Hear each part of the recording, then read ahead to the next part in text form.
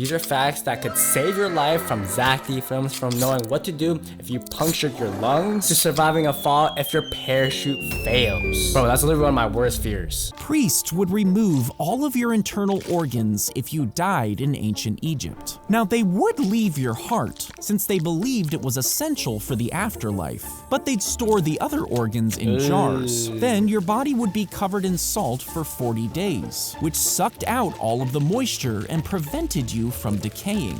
Afterwards, your body would be wrapped in layers of linen and sealed in resin, making you a mummy. If you guys ever want to become a mummy, there you go. Egyptians, when you fell asleep first at the sleepover. Zack needs to start traumatizing kids. Bro, this video wasn't even that bad, bro. It was a bit weird, but like, bro, it wasn't even that bad. Most people think you should tilt your head back to stop the bleeding if you get a nosebleed. But tilting your head back can cause the blood to flow down your throat and into your stomach. This can lead to vomiting or even choking if the blood enters your airway. Instead, you should sit up straight and lean forward slightly. Then pinch the soft part of your nose just below the bony bridge. This helps apply pressure to the bleeding point and allows the blood to clot. No, that's actually pretty cool, bro. Yo, I'm learning survival tactics from Zack films. Pretty cool. It's so refreshing to see hear Zack's voice again after that horror story of his. Not sure what he's talking about, but I just know he has a lot of traumatizing stuff. Thank you. I always get nosebleeds. I did exact thing you said not to. Thanks. If you puncture a lung, air will move in and out of the wound as you breathe. When this happens, it can fill the space in your chest, putting pressure on your heart. To stop it, find an airtight material like plastic and use it to cover the wound. Next, tape it down on 3 sides. This stops air from getting sucked in but allows it to escape. And lay down on your wounded side to keep your chest under pressure as you wait for help. Oh my gosh. Yo, why does this thing keep appearing on my For You page, bro? Look at this, bro. If y'all really look closely on this thumbnail, bro, the CG bros, bro, what is this? I need to be in that position. No, I gotta check this out. What is this, bro? Like, there's no way people like, who the freak is giving out these awards, bro? The award did this. What award did this get? The golden motorboating? Bro, like, what the hell? Okay, yo, what is this? This is all mobile. Alright, nah, yo, how does he even, bro? You know what? Let's go back to Zack films. If you step on oh my god, your spines can lodge deep into your skin. Holy and if you try to just yank them out right away, I just know that's worse than a splinter, yo. Oh my god. They might snap off, leaving fragments stuck under the surface. Ooh. Yo! That joint is deep, yo! Yo, look at that. Oh, yo, that looks pretty bad, bro. By the way, like, I don't know if it's right, but like, I swear, if you don't get the splinter out correctly, stuff like this is gonna be there stuck forever. Like, I know your body swells up, so it pushes it out, but like, bro, sometimes it just, your body just can't push it out, you know what I mean? For those that know, but like, dude, this looks terrible. Instead, you should use tweezers to pull out the bigger visible spines. Then soak the area in warm water and vinegar for the smaller embedded ones. While this won't completely dissolve them, it'll loosen things up a little when you dig out the remaining pieces. That don't hurt, bro. I know that don't hurt. Ooh. Answering questions, questioning answers. Step 1, don't touch your sea urchin. Yeah, that is a good step. Having to deal with this, bro. Rub the mushroom on your feet to collect the spores. So what are we doing? Then seriously, put on wet socks and wrap a plastic bag. Bro, wet socks is the worst feeling. Bro, that is everyone knows that having a wet sock is probably top 5 of the worst feelings ever, bro. Bag around your feet to trap humidity and heat inside. I just know that boosts. Like, that joint stank. Over the next few days, the dead skin from your feet will start to shed, and the mushroom spores will use this to grow, spreading tiny root-like threads. Every so often, spray more water inside the bag to keep them moist. In theory, small mushrooms would actually start to sprout in just a few weeks, turning your dead skin into fungi. Yeah, I don't think I want to do that in Zack films. I think, I'm gonna just pass on this one, all right? The other ones were how to stop a nosebleed or how to get, sea spikes out of an urchin. Those are fire. I love those tips, those facts that could save your life. But these, they're questionable. Why the frick would I grow mushrooms on my feet? That's what I'm saying. This guy would never run ideas, bro. I swear. Like this guy, bro, he's low-key like the best creator. He's better than Mr. Beast because he can like literally make anything, bro. Like how to jump off a building and survive, or like how to work 24/7. If you're buried alive, use your shirt to cover your mouth, which will filter the dust. Then focus on breaking the coffin open with small controlled movements. If you manage to break through, try to move the rushing dirt towards the empty spaces at your feet, working your way up the sides. Then slowly sit up. As the dirt falls, continue to push it into the coffin until you can stand up. Then start pushing the dirt upwards and out of the grave. I swear it does not work like that, bro. Like it actually just does not work like that. Bro, this is actually one of my top 3 fears of dying. This and like cave diving. Anyways, but bro, look at this. Look at this. So you see, like, bro, y'all gotta realize that like these coffins, bro, they're like 10 inches thick. Look at this, bro. Look at that. Bro, how can you break through that, bro? You have to go through freaking cloth, which is fine. But look at that. That joint looks like made out of steel and stuff. Like, bro, there's no way you're getting through that. And if you do, how are you gonna get through the dirt, bro?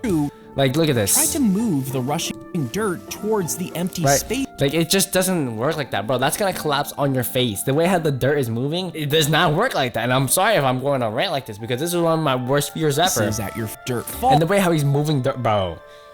This, you would have to like do this, bro, and like keep going.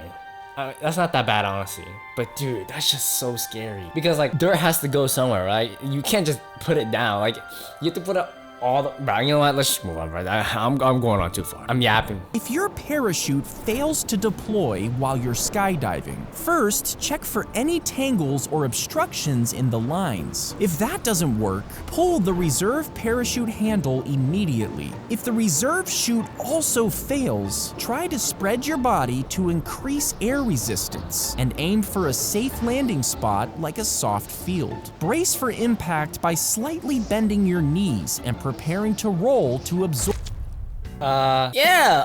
Thanks, Zack. Yeah, I don't think you're surviving that, bro. But bro, oh my gosh, that's literally one of my worst fears, bro. Even though it's obvious, like when you go skydiving, that generally doesn't happen. But bro, that's what happens if your parachute fails. These are some facts that could save you. You know you're screwed when Zack defense doesn't answer. Yeah, pretty much, bro. If your parachute fails to deploy, you die. That's the most intellectual, chillest way of saying if your parachute fails to deploy, you're screwed. You know how crazy that sounds, bro? You know how crazy that freaking sounds? If the Earth suddenly stopped spinning, you'd instantly be thrown east at over 1,000 miles an hour. This is because the force of the movement would keep working on the Earth's surface, making everything keep going at the same speed it was before. Anything not attached would go flying.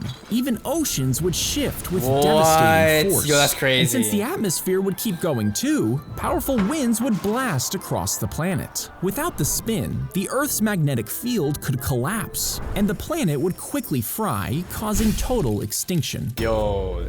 So what do you do, y'all? Yeah, you're cooked if the Earth stopped rotating. But it wouldn't happen because the Earth is flat, of course. Glad the Earth didn't overreact. Fun fact, the reason we don't feel the high speed of rotation is because the Earth's speed is uniform, and we can't feel motion at constant speed. We can only feel motion when it increases or decreases. Yo, that's kind of crazy. If your tongue was cut out of your mouth, you would immediately lose the ability to speak. And this is because your tongue helps to shape sounds by pressing against the roof of your mouth and teeth. If it were gone, swallowing would also be near impossible because the tongue moves food around the mouth and pushes it to the back of the throat, allowing you to swallow. But so if you lose your tongue, you're cooked. But yo, that's so unfortunate, bro. Unable to speak, take and swallow. Yeah, our tongue is such a blessing, bro. Honestly.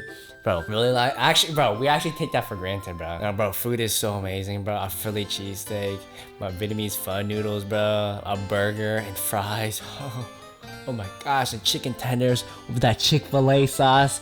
Oh my gosh, a juicy steak medium, and then bro, freaking buttery lobster, bro. Bro, oh my gosh, thank goodness we have our tongue. Thank God, bro. If you place the boiled egg on top of the bottle with paper burning inside, the fire will heat the air inside the bottle, making it expand. and a little bit will escape, forcing the egg to jump. But once the inside of the bottle cools down again, it will be missing the lost air since the egg is blocking the entrance. This makes the air pressure inside the bottle lower, while the pressure outside is higher, which will start to put force on the egg. And when it gets strong enough, it pushes the egg into the bottle. To get it out, just blow warm air inside to fill the bottle. And when the pressure gets too high, it will push on the egg again, forcing it to pop out in one piece. Wow. Yeah.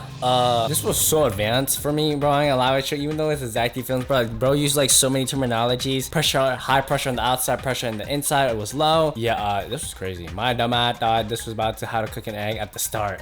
The most calmest video ever yet. Yeah. Honestly, seeing this from a Zack films video. Bro, this was a bit weird. I'm not gonna lie with you, a little bit out of the ordinary. It's a little bit too educational. For Zack films, bro, you either get like something cool or some of the craziest stuff you ever seen. Was I hearing One Piece? Bro. If you have a lazy eye, you can wear these goggles which show a special version of the game Tetris. Now, your good eye would see only the bricks on the bottom of the screen, while your lazy eye sees only the falling bricks. And this forces your eyes to work together, which strengthens the signals that your brain receives. And by playing for just 1 hour a day for a month, it can actually start to fix your vision. Yo! Hold on now. Whatever that game is, for those that have lazy eye, hey, that's what you got, bro. This is what you got. Bro, that's kind of cool, though, because, bro, when you ever see a person with lazy eye, yo, it looks so strange. Like, it's like, they just literally look strange. I don't know how else to describe it. Now, parents can't say video games won't even be helpful in life, bro. I ain't gonna lie, bro. Video games are pretty cool. Like, yo, like, bro, I'm pretty sure there's actually research papers where, like, it increases your reaction time and all that. It makes you, like, think outside the box at times. Really cool. Hey, if your parents are saying, yo, video games are not good for you, give them the research papers. If they don't believe you further, you're cooked. We need more shows like this now. Yo, I'm sending this straight to my parents. Yes, sir. If you get a fish hook caught in your finger, most people will just try to pull it out. But that might not work because hooks typically have a barb on the end. Instead, you should gently nudge it upwards until the barb is more visible on the opposite side. This will allow you to easily cut off the end of the barb, at which point the hook can easily slide out. Okay. I was about to say, yo, like, yeah, that's how it feels, bro. Probably some fish. Yeah, no. I was about to say, I was like, when he was like pushing it further, or I guess like getting it more stuck, I was like, yo, what is this guy doing? But then I realized you just cut it off. And yeah, there you guys have it, y'all. Bro, how to remove a fish hook. Zack films low-key be life-saving. I'm not gonna lie with you. You guys want to see more content like this? Click this video here. If you're attacked by a swarm of bees, Yo, most people would jump into water to try and escape them. But the bees will just wait for you to resurface before attacking again. Instead, you should cover your face with your shirt to protect your eyes and mouth. Run as fast as you can to escape the swarm, aiming for a shelter like a car. Once inside, remove any stingers to prevent further venom release. Yo, why does this video keep appearing on my For You page? Couple kink review, bro. Yo, this guy has to go. Instructions unclear. Now I'm stuck in a car full of angry bees. Have you ever wondered? No. Most people think yes. If you jumped off the International Space Station, you might think you could just skydive down to Earth. No. As we all know, in space there's no gravity. But the planet's gravitational pull means you would actually get stuck in orbit for years. And since you would be traveling at thousands of miles per hour, even the tiniest space rock would pierce you like a bullet. Now, if you somehow manage to dodge the debris, you would eventually get pulled back down to Earth. But as you re-entered the atmosphere, the air resistance would cause you to burn up, killing you long before you actually hit the ground. So long story short, yeah, you're not gonna survive. If you jump out of the you're dead. Yep. No, Zack, we didn't think we could skydive from space. Yeah. If you shrank down to insect size, a single raindrop would hit you like a falling boulder. You'd have to dodge birds swooping down, mistaking you for food. Wait, I just realized, bro, being an ant or any like tiny eye creature, yo, your life is cooked, bro.